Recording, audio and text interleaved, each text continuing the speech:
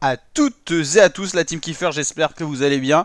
Pour cette nouvelle vidéo, on se retrouve pour le résumé complet de cette 13e étape du Giro 2025. On avance dans ce Giro, on était aujourd'hui sur l'étape de Rovigo à Vicenza pour un total de 180 km au programme, avec quelques vallons, quelques côtes au programme, dont un enchaînement pouvant être compliqué pour les sprinteurs aimant le parcours tout plat. Notamment pour les sprinteurs avec un fort gabarit, on pense à Sam Bennett, Olaf Koen, tout ça, ça peut être compliqué. Par contre, des sprinteurs punchers à la Mats Pedersen, Wout van Aert, Louise Hollard, eux pourront vraiment être à la fête sur ce genre de parcours. Donc on avait une échappée qui s'est formée aujourd'hui, on retrouve notamment à 30 km de l'arrivée deux Italiens en tête, Lorenzo Germani qui porte le maillot de l'équipe française Groupama FDJ et Christian Scaroni pour la XDS Astana. Ils n'ont que 56 secondes d'avance sur le peloton, un peloton qui roule, qui s'est quand même écrémé au fur et à mesure des kilomètres avec les petites bosses. Des sprinteurs ont été lâchés, notamment à un moment Pedersen et Van Aert ont été distancés mais ils ont pu réintégrer le peloton. Ayuso aussi, surprenant, a été distancé à un moment, ramené par ses équipiers UAE, étant donné que les bosses sont quand même assez loin les unes des autres.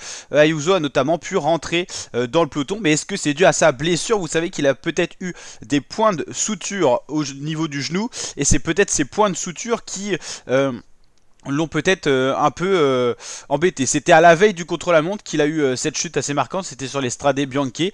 Le contre-la-montre, ça s'est pas répercuté, mais on sait que des fois l'impact des chutes peut avoir lieu 2, 3, 4 jours après, c'était peut-être le cas. En tout cas, pour l'échappée, premier passage sur la ligne d'arrivée, ils n'ont plus que 14 secondes d'avance sur le peloton, c'est très peu. Un peloton qui roule, ils vont aller le plus vite possible pour aller préparer le sprint Red Bull à Arcugnano. L'objectif, prendre des modifications pour le classement général. Donc les UAE, ils ont Isaac Del Toro et Juan Ayuso à placer à ce sprint là. Bon, faut avouer que Scaroni est quand même parti pas mal pour aller jusqu'en haut. Donc Scaroni va aller prendre la première place et ensuite on ira voir les résultats dans les classements tout à l'heure. Mais c'est des coureurs du général, notamment Isaac Del Toro qui est passé deuxième et troisième. Je ne sais même plus l'identité du coureur, mais on va aller voir ça. Dans la descente, deux coureurs en ont profité pour se séparer du peloton. On va aller revoir ça. C'est Romain Bardet qui a fait la descente avec Vacek. Romain Bardet, Vacek, ils sont partis tout simplement dans la descente, ils ont fait la descente à fond. Derrière, il y a un équipier de la Lidl Trek qui a cassé le relais et ça a laissé partir et ça a propulsé Bardet et Vacek qui sont de très bons descendeurs, notamment Bardet qui a été réputé tout au long de sa carrière pour être un très bon descendeur. 16 secondes, c'est faible à 2,9 km de l'arrivée, mais on le sait qu'il y a une bosse à l'arrivée. Ça peut correspondre à Vacek qui est puncher et à Bardet qui est quand même grimpeur. Mais derrière, ça roule fort. La Visma Lease Bike, la Alpecin roule pour justement revenir sur ces deux coureurs-là, ces deux fuyards qui voient quand même l'écart s'égrener au fur et à mesure et quasiment être inexistant à l'arrivée de la bosse. Bosse qu'on va attendre très bientôt avec un virage à gauche. C'est la Alpecin qui roule fort. Et voilà, Vacek qui emmène Romain Bardet qui ne peut pas prendre de relais tellement Vacek est bon rouleur et puissant, musculeux, que Romain Bardet ne peut se contenter que de suivre et encore on sent qu'il a du mal. Ils arrivent dans cette fameuse bosse, ça va être compliqué, le peloton revient très très fort. Romain Bardet va se relever en premier, Vacek va être repris avec un tempo très fort de la Alpecin. Alors est-ce que c'est pour leur sprinter Canon Groove? Je crois qu'il est même plus là, je sais pas pourquoi il roule. Isaac Del Toro très bien passé. Ici le maillot rose, Wout van Aert, Mats Pedersen, Egan Bernal. On a tous les favoris qui ont remonté, un Carapaz et tout ça. Ces coureurs-là peuvent viser une victoire d'étape. Là on voit Roglic assez loin, hein, Primoz Roglic qui n'est pas dans les meilleures positions. On sent qu'il a pu sa jeunesse et ses pointes de vitesse assez folles qu'il pouvait avoir sur ce genre de profil. Mats Pedersen avec le maillot cyclamen à droite de la route qui va lancer son sprint de très loin. Il se sent très fort. Lui qui a déjà 3 victoires d'étape sur ce Giro. Il est très fort. Wout van Aert va essayer de le dépasser. Mais c'est bel et bien Mats Pedersen qui va une nouvelle fois s'imposer sur ce Giro. 4e victoire d'étape, c'est l'homme de ce Giro, le Danois Mats Pedersen, qui est plus que jamais meilleur sprinter de ce Giro, car il est bon sur tous les terrains, maillot cyclamen.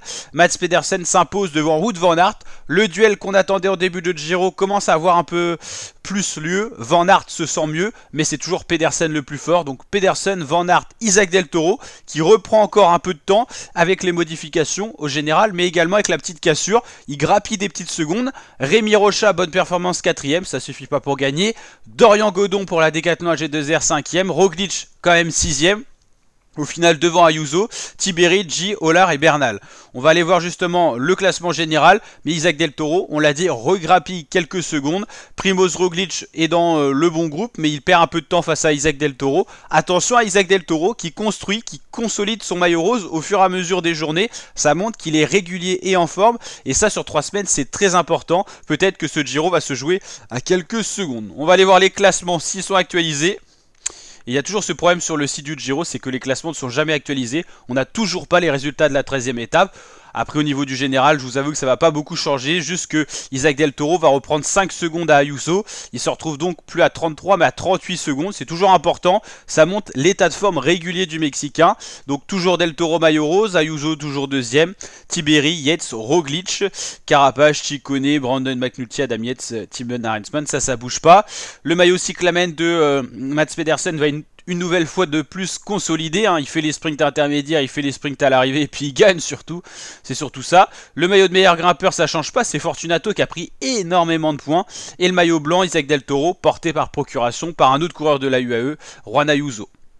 L'équipe, j'espère que ce résumé vous a plu, si c'est le cas, n'hésitez pas à liker, partager, vous abonner. On se retrouve dès ce soir pour la présentation de la 14e étape de ce Tour d'Italie. Ciao les fratés!